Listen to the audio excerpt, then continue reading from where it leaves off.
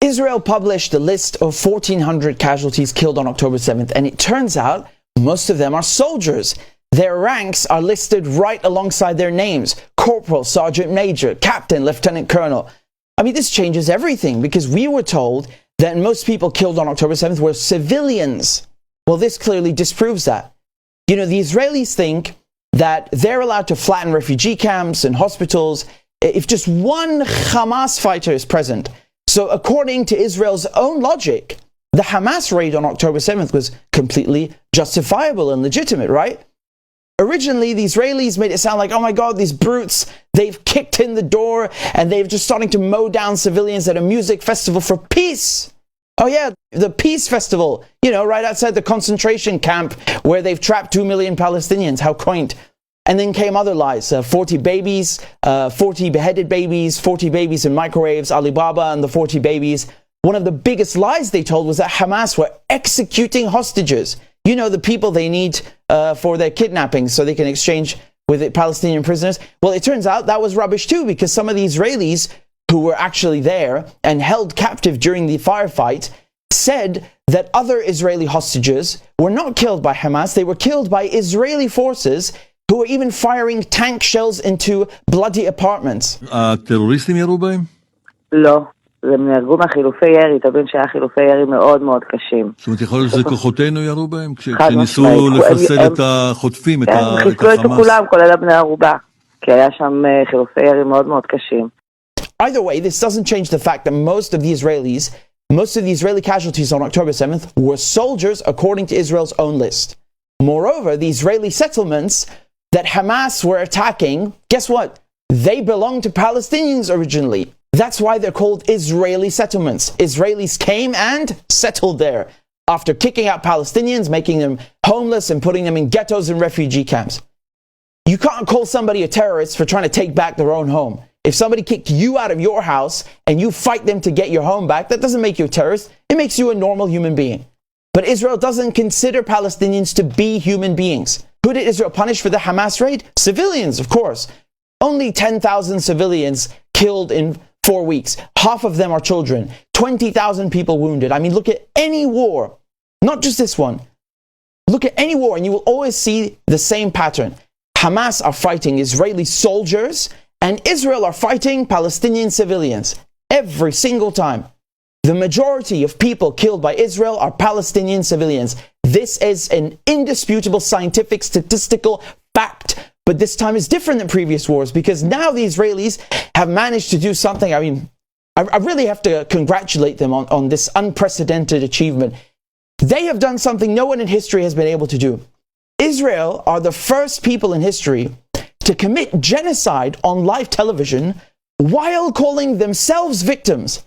You know, in the past, people who commit genocide like the Nazis, the Ottomans, they would hide that because they knew what they're doing is evil. The Israelis, they don't give a shit. The Israelis think they're the chosen people. They can do anything they want. They're publicly announcing how many tons of explosives they've dropped on Gaza, which hospital they're going to bomb, and so on, right? And calling that self-defense. The Israelis are an occupying power. They don't have any right to self-defense. But to prove genocide, you need something else. You need to demonstrate intent. And the Israelis, you know, being as generous as they are, they gave this one up easily.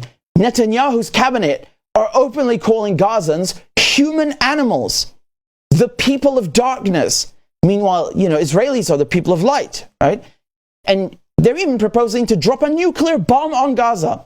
Not just white phosphorus, nuclear bombs.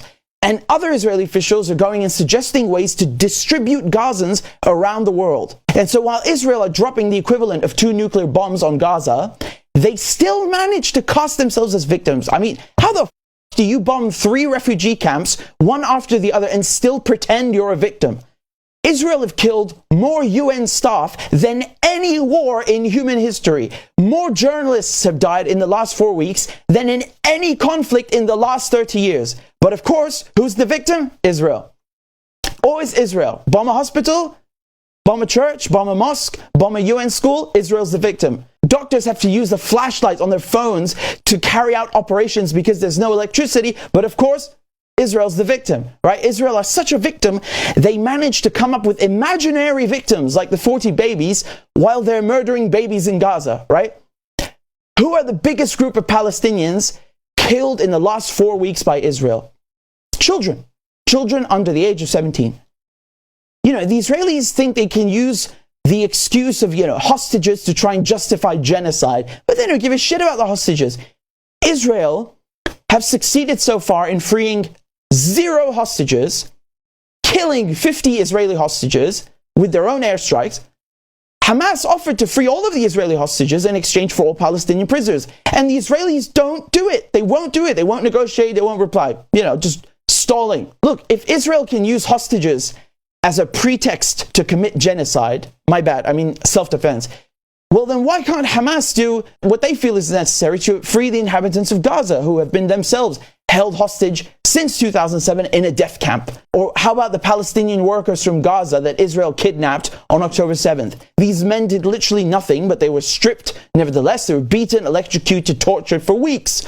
For weeks, the Israeli soldiers are literally posting videos on social media with blindfolded prisoners in the background. They're just laughing and dancing while they are degrading people, committing a war crime. They just don't care, right? This is like Abu Ghraib on steroids. They're proud of what they're doing. The Israelis call Palestinians human animals, but they care more about animals than they do about Palestinians.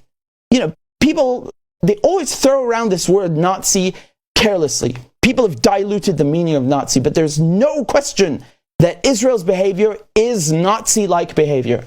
The Israelis call themselves the Jewish state. Well, then as Jews, they should be the last people on this planet to behave like Nazis and commit genocide. And yet they're doing it. You know why? Because the Israelis are an insult to the victims of the Holocaust, who said, never again. Israel abuse the memory of the Holocaust. They insult the victims of Nazis. Israel are a perversion of the Jewish faith. They are like ISIS. They hijack a religion. They claim the land is theirs. They murder anyone who stands in their way, and they declare themselves, the arbiters of what Judaism is and who is really Semitic. No one is more anti-Semitic than Israel. Israel are killing Semites right this second. Arabs, Lebanese, Syrians, they're killing them. Killing Semites, and then they have the nerve to call other people anti-Semitic. What is happening right now in Gaza, what Israel is doing in Gaza, is like the Nakba in 1948, except that there is internet and social media. Everybody can see it. Everybody can see it. And the Israelis are just doing the killing by air rather than by land. I swear to God, every time people think or hear the name Britain or America, they want to spit in our faces for supporting these genocidal Israelis. When the Holocaust happened, Germans claimed and pretended, we didn't know that there was a Holocaust. And when the Native Americans were killed off by the millions and the slave trade was happening, people said, that wasn't me, that was a long time ago. Well, now you know about the Israeli genocide of Palestinians. You know about the genocide in Gaza. The whole world can see it. It's happening as we speak. And you must do something about it, because if you don't, history will judge you for it. Mark my words.